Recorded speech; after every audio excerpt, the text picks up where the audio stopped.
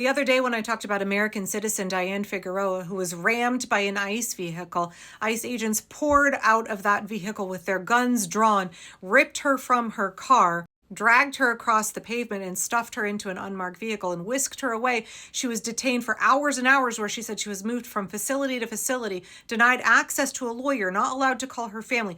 Her family heard about her abduction on social media. And as I was discussing this case, by the way, she's been released, no charges have been filed, and she told the Chicago Sun-Times she intends to pursue litigation. But in that video, I talked about how ICE is using any movement that you make to try and trump up both resisting arrest and assault charges as they're in the middle of abducting you. They tried to do it to Diane. DHS spokeswoman Tricia McLaughlin, who's a known liar, according to the New Republic.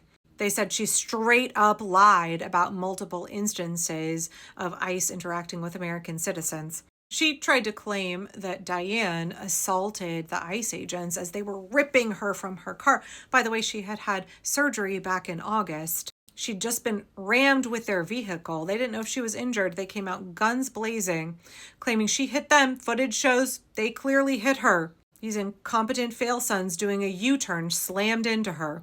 Just like a complete violation of her rights. But in this, they would not identify themselves. She didn't know if they were legitimate law enforcement. And we are told, law enforcement tells us, if you are being abducted, never let them take you to a second place, that you should scream and kick and fight. And don't let them move you to a second location ever. So when you have masked men who will not identify themselves, they won't say what branch of government they work for, they won't give you their name, they won't give you their badge number. They won't tell you that you're under arrest, they won't tell you why you're being detained. They just haul you, drag you off. Are you not supposed to fight back? Are you not supposed to try and protect yourself from being kidnapped? In this scenario where masked men who will not identify themselves are trying to abduct you, if they turn out to be Customs and Border Patrol or ICE, and you move at all, you try to prevent yourself from being abducted at all, they will add resisting arrest charges and likely try to upcharge you with assault. Federal felony assault charges against a federal agent. We've seen it multiple times. This is the whole reason that legitimate law enforcement identify themselves, tell you their name and their badge number. They don't obscure their faces. We know that these fucking chuddy fail sons, they don't want to be identified. They don't want their mama to see what they're doing. They don't want themselves to be recorded in any identifiable way because they know they are going to face justice for what they have done now. In the time to come, in the post-Trump era, they will face justice for what they are doing now. And so they're trying to conceal their identities because they think it'll help them get away with it. And now, according to a piece in Wired magazine, the FBI is warning of criminals posing as ICE agents, urging agents to identify themselves.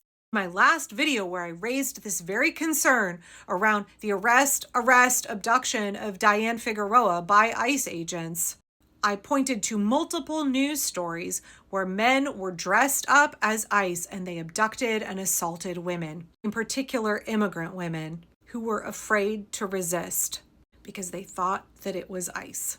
There have also been multiple instances of people dressing up as ICE to commit other crimes, such as burglary. There have also been multiple kidnappings that have been conducted by men who are dressing up as pretending to be ICE.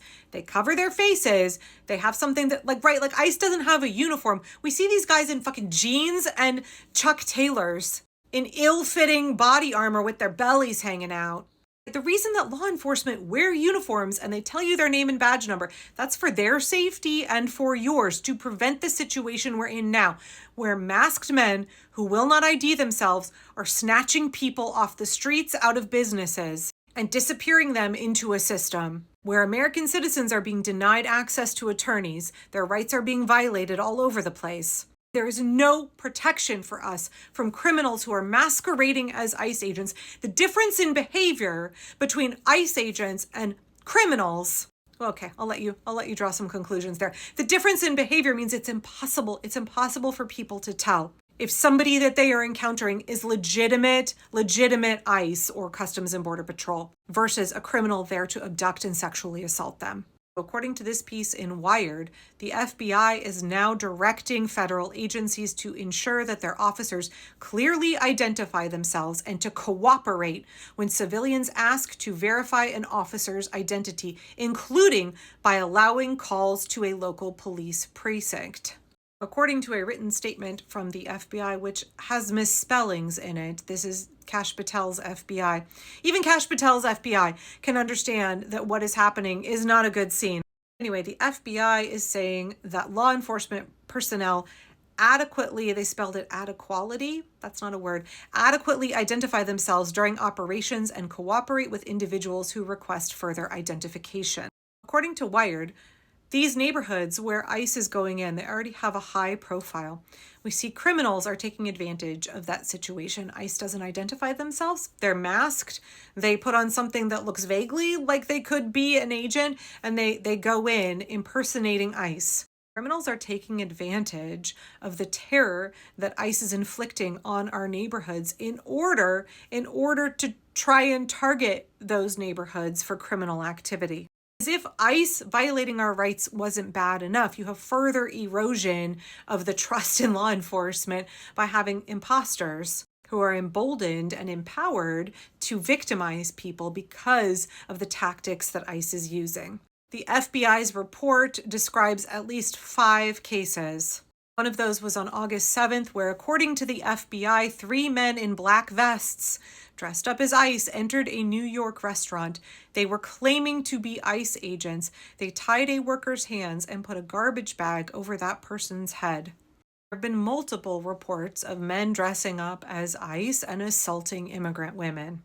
The FBI is now also advising agencies at every level of government to coordinate to verify legitimate versus non-legitimate operations attributed to ICE.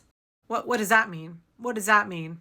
As long as ICE feels that they are allowed to operate above and outside of the law, that they will never face consequences for the illegal actions that they are carrying out against immigrants, against American citizens, as long as they feel empowered to obscure their identity, as long as they feel that they can do their damnedest to remain anonymous so that they will never face justice for what they're doing now, we will see more and more criminals exploiting this dynamic, like the case in Brooklyn, where a man told a woman that he was an immigration officer and directed her to go to a stairwell. He punched her and tried to rape her, and he stole her phone.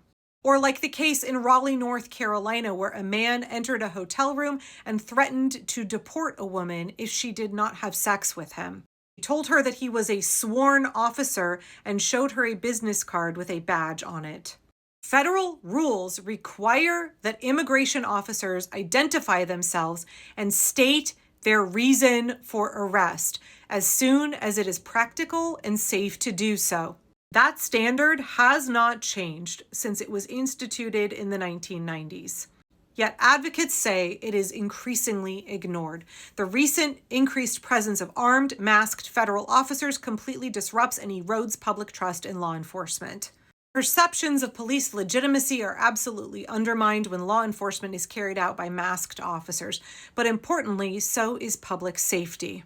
Perceptions of police legitimacy are absolutely undermined when law enforcement is carried out by masked officers. But importantly, so is public safety, says Barry Friedman, who is a faculty director for the policing project at NYU School of Law. Perceptions of legitimacy and public safety require that community members trust the agencies tasked with protecting them. That's all but impossible when officers are deliberately concealing their identities from the public.